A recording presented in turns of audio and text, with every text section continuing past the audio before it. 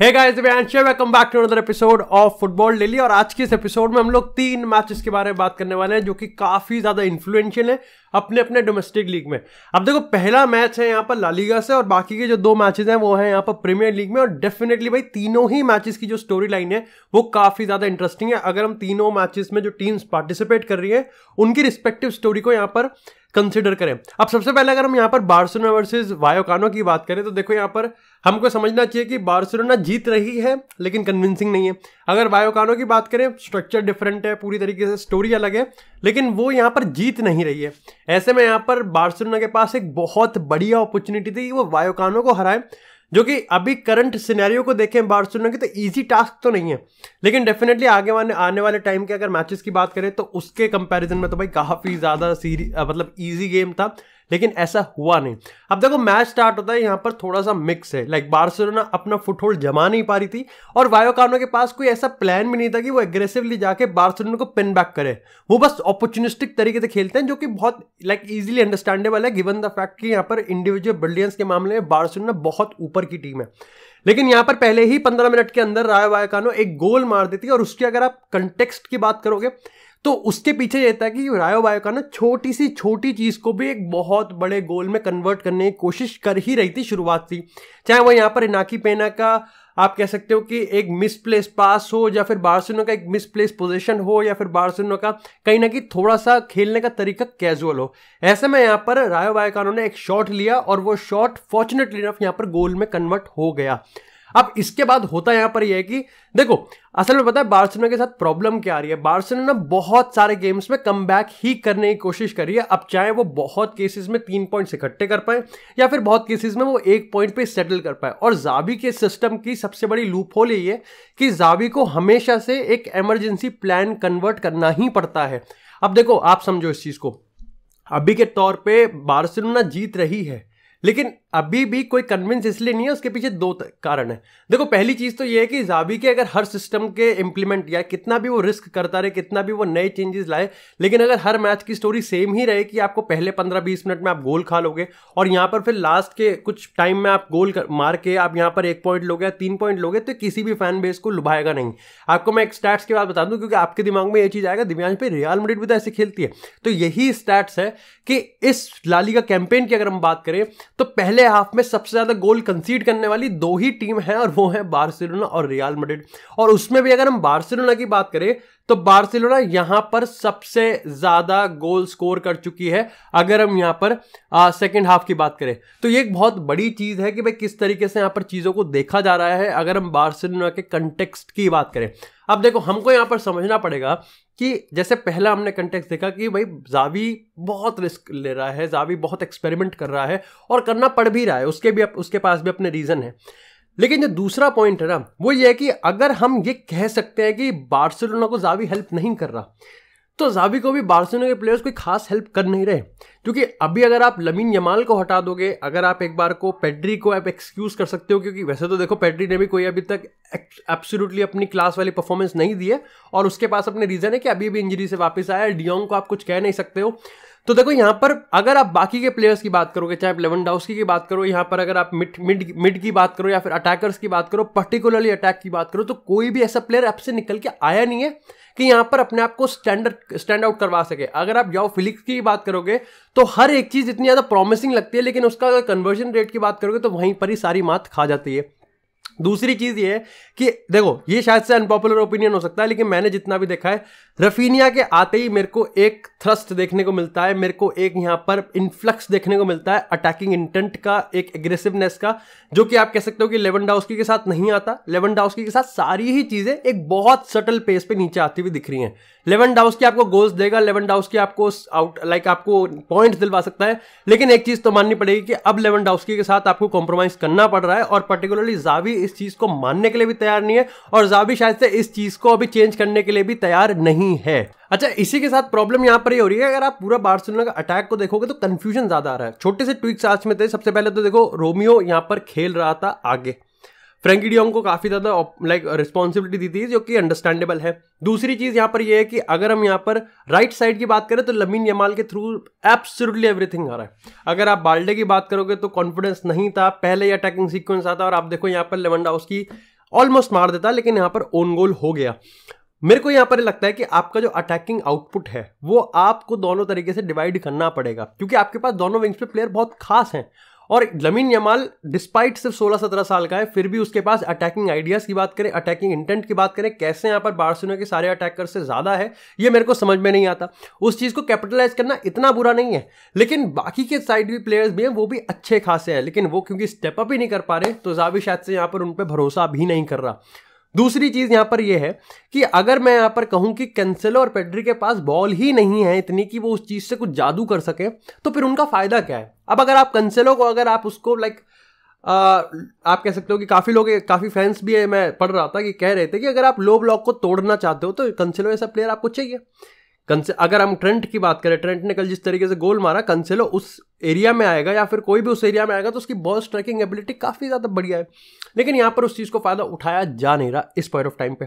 अच्छा, अब यहां पर प्रॉब्लम यह है कि आपके अगले गेम की बात करें तो पोर्तो है, फिर आप पे जिरोना है, फिर आप पे एथलेटिको मैड्रिड है। ऐसे में यहां पर ये एक ऐसी चीज थी कि आप 5-6 पॉइंट तो ऑलरेडी पीछे हो जाओगे। अगर गिरोना अपना मैच जीत गई, रियल मैड्रिड भी अगर अपना मैच जीत गई, तो आप यहां पर ऑलरेडी टाइटल रेस से बाहर नहीं हो, लेकिन डेफिनेटली आप बैकलॉग में हो। ऐसे में जब बार्सिलोना का सीजन इंजरीज से काफी ज्यादा ऐसा है, जावी के साथ अनसर्टेनिटी है कि भाई कैसे खिला रहा है, क्या सिस्टम है, बहुत एक्सपेरिमेंट है, लेवेंडोव्स्की का डाउनफॉल आ रहा है, यहाँ पर दिक्कतें काफी ज्यादा है। और आप नहीं चाहोगे कि विटर हो गए कैसे एनवायरमेंट में आए जहां पर हर चीज जल्दी फटाफट करना है, वो नहीं हो पाएगा, है ना। गान मराओ छोले खाओ वाला सिचुएशन नहीं होना चाहिए। तो भाई ये देखना पड़ेगा किस तरीके से। अब देखो, ये जो 3 मैचेस बताए ये बिल्कुल ही स्टोरी बदल देंगे अगर यहां पर आप 2 गेम्स में विक्ट्री निकाल गए। और ऐसे में पोर्तो वाला गेम मैं बार बार इसलिए बता रहा हूं because it's a tricky game, लेकिन कोई भी एक गेम आपके साथ अगर हाई स्कोरिंग गेम हो जाता है और आप उसको कन्विंसिंगली जीत जाते हो तो आपके लिए सबसे बढ़िया बात वो हो जाएगी। इसी के साथ अगर बात करें यहां पर अगले गेम की, जो कि प्रीमियर लीग से आता है, लिवरपूल वर्सेस मैनचेस्टर सिटी का, मेरे को पर्टिकुलरली बॉक्स ऑफिस लेवल पे नहीं लगा। It was at that level, लेकिन अब आप कह सकते हो कि सिटी का क्राउड था या फिर ओवरऑल मैच की वाइब ऐसी थी, मेरे को नहीं लगा, जो कि मैं हमेशा से एक्सपेक्ट करता हूं लिवरपूल वर्सेस सिटी के मैच से। लेकिन हाँ, कुछ अगर पॉइंट्स की बात करें, एब्सोल्युटली इमीडिएट रिएक्शन मेरा यही था, बर्नार्डो सिल्वा प्रीमियर लीग का बेस्ट प्लेयर है। गोल से मान लो, कुछ भी कंसिडर कर लो, there is nothing that Bernardo Silva can't do. असल में बात यहां पर यह है कि बर्नार्डो सिल्वा 5-6 पोजीशंस पे भी खेलता है और फिर भी हर एक पोजीशन को ऐसे एग्जीक्यूट करता है कि सिटी के पूरे गेम के आईक्यू को मतलब सराहने का मन करता है। इस तरीके की उसकी पोजीशनिंग है, इस तरीके का उसका यहाँ पर इंटेंट हमेशा रहता है।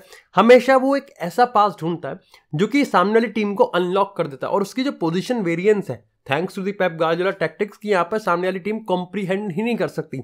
अब देखो, यहाँ पर लिवरपूल की जो इन पोजीशन 4-3-3 नैरो हमेशा रहती है, लेकिन उसके साथ साथ यहाँ पर जो उनका 4-2-4 का स्ट्रक्चर था, जहाँ पर शोबोस्लाई और if I am not wrong, यहाँ पर शोबोस्लाई, डार्विन नूनेज आगे से 2 स्ट्राइकर के प्रेस कर रहे थे, इधर से डियोगो जोटा था और इधर से मो साला था, बीच में आपको यहाँ पर मिलता है मैक एलिस्टर था, और यहाँ पर आपके पास बैक 4 था। तो आपके पास एक 4-2-4 का स्ट्रक्चर था। अब इसमें प्रॉब्लम यहाँ पर ये आ रही थी कि भाई ये चीज बिल्कुल ही सिटी के साथ खेलने के लिए, मतलब सिटी के हाथ में आप गेम दे रहे थे। अब देखो, लिवरपूल को केओस चाहिए, जो कि उनको मिला इस गेम में। देखो, केओस था इस गेम में, लेकिन Manchester City is the master of chaos to control. वो केओस को कंट्रोल में और कंट्रोल को वापस से केओस में, लाइक कंट्रोल। अब आप कहोगे केओस को कंट्रोल, तो समझ में आता है, लेकिन कंट्रोल को केओस से, दैट्स वेयर डोकू कम्स। अब देखो, यहाँ पर ये कोई रॉकेट साइंस नहीं है कि सिटी का मेजोरिटी ऑफ द अटैक यहाँ पर लेफ्ट साइड से आ रहा था, लेकिन मैं ये भी कहूंगा कि ऐसा भी नहीं है कि उसने बिल्कुल ट्रेंट को धूली चटा दी। बहुत टाइम्स में यस उसकी ट्रिकरी आ रही थी, बढ़िया खेल रहा था, आउटलेट भी था, लेकिन मैं ये नहीं कहूंगा कि आउट एंड आउट उसने बिल्कुल ट्रेंट को पछाड़ ही दिया। हाँ, ये था कि ऑब्वियसली यहाँ पर जिस तरीके से ट्रिक्स्टर है, जिस तरीके से उसके पास पेस है, ट्रेंट को हारना ही था बहुत इंसिडेंट पे। फिर भी ट्रेंट ने बहुत अच्छा खेला मेरे को लगता है। दोनों 2 रीजन थे जहां सिटी ने बिल्कुल तोड़ ताड़ दिया। वो था पहला, यहाँ पर एडरसन और एलिसन में कंपैरिजन। देखो, there is a reason why Ederson is the master of goalkeeper, और वो सेंटर बैक खेलता है, मतलब की तरह खेलता है, क्योंकि उसके पासिंग की आप बात करो, कोई फर्क नहीं पड़ता, कोई डर नहीं है, कोई मतलब बहुत कैजुअल है उसका। एलिसन से भी मैं बहुत एक्सपेक्ट करता हूं, लेकिन आज गलतियां निकली मेरे को गलतियां दिखी यहाँ पर। दूसरी चीज मेरे को यहाँ पर ये लग रहा था कि लिवरपूल अगर इन पोजीशन की बात करें तो केओस में भी वो ऐसा कुछ कर नहीं पा रहे थे। लाइक साला के साथ अगर हम बात करें तो साला ना ही क्रिएट कर पा रहा था और साला नहीं अटैक कर पा रहा था। अब देखो, साला क्रिएट ऐसा नहीं करता कि वो अपने 1v1 ड्रिबल करता है, बल्कि वो ड्रिबल इस तरीके से करता है कि यहां पर वो अपने प्लेयर को बीट ना करे पेस पे, बल्कि वो प्लेयर को बीट करे स्पेस पे, वो स्पेस को क्रिएट करके उसको एक्सप्लॉइट करता है, या तो खुद के लिए या फिर किसी और प्लेयर के लिए। यहाँ पे ऐसा नहीं हुआ। उसके पीछे का कारण है कि नेथन आके ने बहुत अच्छा डिफेंड करा है साला के अगेंस्ट। साथ ही आज के टाइम में मैं कहूँगा कि रूबन दियास की परफॉर्मेंस भी बहुत तगड़ी आई है। उसके साथ यहाँ पर अकांजी मतलब एक ऐसा मतलब डिस्ट्रॉयर वाली वाइब देता है ना। उसके बाद भी उसका टच इतना सीमलेस लगता है कि एफर्टलेस, मतलब हर चीज एफर्टलेस होती है। हाँ, एक गुड थिंग जो मैं लिवरपूल के गेम में कहूंगा वो ये है, डिस्पाइट अगर हम पिछले लिवरपूल की साइड की बात करें या फिर लिवरपूल सिटी क्लैश की बात करें, लिवरपूल की परफॉर्मेंस काफी सबपार थी। 1 पॉइंट मिल गया उनको, अभी भी टाइटल रेस में बने हुए हैं। साथ ही यहाँ पर सिटी को भी उन्होंने हर्ट करा। एक जो टैक्टिकल पॉइंट यहाँ पर मैं कहूंगा वो ये है कि अगर आप सिटी को एक्चुअली में स्टेप अप करके दिखा ही दो कि हम चढ़ भी सकते हैं और हम अटैक भी कर सकते हैं, because we have the quality. आपको बस एक चीज का ध्यान रखना पड़ेगा कि आपके पास एक डिस्ट्रॉयर टाइप सीडीएम होना चाहिए। एंड मैकएलिस्टर, आपके कुछ भी ओपिनियन हो सकता है, मेरे लिए he is not a number 6। Endo कब सूट करेगा कब नहीं करेगा मेरे को नहीं पता। कब ग्रेवनबर्ग के आते ही यहाँ पर चीजों को संभाला गया। नो वंडर कि यहाँ पर ट्रेंट के जो शॉट वहां पर उस एरिया में आने में बहुत फायदा है, क्योंकि ग्रेवनबर्ग बॉल कैरी कर पा रहा था, ग्रेवनबर्ग काफी ज्यादा कवर कर रहा था, but still Gravenberch is not a number 6। तो आपको नंबर 6 तो प्रॉपर चाहिए ही चाहिए। उसको आप यहां पर इग्नोर करके आप सिटी जैसी टीम के अगेंस्ट तो आप नहीं जा सकते कि हम आ गए और हमारा स्वागत करो, फिर हो जाएगा आपका काम तमाम। इसी के साथ अगर तीसरे गेम की बात करें तो आता है यहां पर चेल्सी वर्सेज यहाँ पर न्यूकासल यूनाइटेड। यहाँ पर यूनाइटेड ने 4-1 से चेल्सी को तोड़ दिया। देखो, मेरे को लगता है कि बहुत बहुत बढ़िया मतलब विक्ट्री है न्यूकासल यूनाइटेड के लिए, क्योंकि उनकी इंजरीज की बात करें, उन पे डाउट्स की बात करें और उनके अगर डाउनफॉल की बात करें तो majority of the fan base यहाँ पर वेट कर ही रहा है कि कब कहीं ना कहीं इनका हनीमून पीरियड खत्म हो। लेकिन every time Newcastle United comes with an answer. एक चीज और अच्छी हो गई, मैं बहुत टाइम से कहता आ रहा हूँ, Anthony Gordon is a very very good deal. मतलब इतनी प्यारी डील शायद से ही उनकी ही टीम में एक और बंदे ने बीट करी हो, अगर वो है लिवरामेंटो। लिवरामेंटो एक्चुअली में उधर खेलता है, लेकिन आज क्योंकि ट्रिपियर उधर खेलेगा ऑब्वियसली तो उसको लेफ्ट में डाला गया है अगेंस्ट। यहाँ पर अगर हम कोल पार्मर की बात करें, पार्मर डरा हुआ दिखा मेरे को। चेल्सी के सारे प्लेयर्स मेरे को आउट ऑफ कंटेक्स्ट दिखे, आउट ऑफ कोहेशन दिखे। वो ऐसा लग ही नहीं रहा था कि उनको पता है कि वो सिटी के अगेंस्ट 4 गोल स्कोर करके आए, लेकिन फिर भी यहाँ पर मेरे को कहीं ना कहीं थोड़ी सी अनसर्टेनिटी लगी। कोई ना कहीं थोड़ा सा मेरे को मैमी पोको पैंट्स में मूतता हुआ दिखा कोई ना कोई। बात असल में ये है कि न्यूकासल यूनाइटेड का जो टेम्पो वाला गेम है वो उनको 2 चीज देता है। देखो, पहली चीज तो है कि उनके पास एक पावर है कि एक ना एक टाइम हर गेम में उनका एक गोल ऐसा आ ही जाता है जहां पर प्रेस होता है। थियागो सिल्वा की वो गलती थी, लेकिन आप उसको बार बार अगर देखोगे तो आपको पता है कि जोलिंटन ने गोल मारा, but it was not only Joelinton जिसने प्रेस करा था। जोलिंटन भी था वहां पर, इसक भी था और वहां पर एंथनी गॉर्डन था। एंड एज सून एज यहां पर पोजीशन लिया गया, वहां भेड़ चाल नहीं है, सबको अपनी पोजीशन पता है। एंथनी गॉर्डन ओवरलैप करेगा, अलेक्जेंडर इसक यहां पर एक सेंटर बैक को खींचेगा एंड जोलिंटन के पास 1v1 चांस क्रिएट होगा। This is the elite thinking जो कि कलेक्टिव प्रेसिंग में आती है। दूसरी चीज जो उनके अगेंस्ट काम करती है वो ये कि भाई आप कितना ही कर लो, आप अगर कितना ही कर लो, लेकिन अगर आप इतना हाई करोगे, हाई प्रेस करोगे, हाई टेम्पो पे गेम खेलोगे, तो चेल्सी जिसके पास इंडिविजुअल क्वालिटी है वो आपको खोलेगी। वो सारा का सारा गोबर का बनता है निकोलस जैक्सन पे। अब देखो, जैक्सन को मेरे को पर्सनली हेट नहीं है, लेकिन बात असल में ये है कि जैक्सन ना ही गेम समझ पा रहा है। अगर समझ पाता है तो वो एग्जीक्यूट नहीं कर पाता। जहां फर्स्ट टाइम शॉट है वहां नहीं लेगा। एक्स्ट्रा टच, ऐसा लगता है कि ऐसे हम प्रो क्लब्स खेल रहे हैं 50-60 पिंग पे, ये थोड़ा सा टाइम वो ले ही रहा है हर चीज पे। स्टर्लिंग हर चीज काम करना। आज कोल पाल्मर का मेरे को ऐसा कुछ नहीं दिखा कि उसको बॉल मांग रहा है, कुछ करने की कोशिश कर रहा है। कहीं ना कहीं वो इंटेंट की कमी थी, या फिर आप कह सकते हो कॉन्फिडेंस। ऑफकोर्स जो स्टेडियम का एटमॉस्फेयर होता है, जो टीम का हाई प्रेस होता है, वो बहुत सही काम करता है और न्यूकासल यूनाइटेड ने आज उस पर काम किया है। एब्सोल्युटली एक 17 साल का मिडफील्डर है, if I am not wrong, Miley.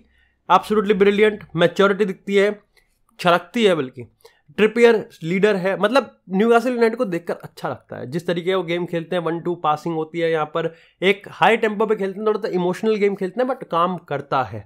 2-3 chance उन्हें मिस करे। हाँ, मेरे को चेल्सी से एक चीज और बुरी लगी, आपकी सारी चीजों को माफ कर दिया था लेकिन इमेच्योरिटी नहीं माफ की जाती। थियागो सिल्वा की गलती में मैं ज्यादा बोलूंगा नहीं, लेकिन उससे पहले भी उसने 1-2 गलती करी थी। तो थियागो सिल्वा मिडल में खेलना चाहिए जहां पर उसको कम भागना वागना पड़े, बट वो राइट साइडेड सेंटर बैक पे खेल रहा था। That was unusual to see, again casual. Reece James से मैं बहुत नाराज हूं, क्योंकि रीस जेम कैप्टन है भाई तू, और मतलब रीस जेम एक ऐसा प्लेयर है जो कि डिफरेंस बना सकता है चेल्सी में, despite he is playing at the right back या फिर right wing back. Red card ले लिया उस टाइम जब आपकी टीम कम बैक करने का सोच भी सकती है। वैसे तो सोचना भी गुनाह ही होगा उस पॉइंट ऑफ टाइम पे। आपने एक एक खेल रहे थे, 1-2 हो गया जो कि हेडर था, आपने वहां पर मिस मैच कर दिया और आपने 90 सेकंड के अंदर ही अपनी गलती से उनको 3-1 पे चढ़ा दिया और उसके बाद आप रेड कार्ड लेके चले गए। मतलब ये तो गांड मराओ छोले खाओ वाली बात ही हो गई पूरी तरीके से।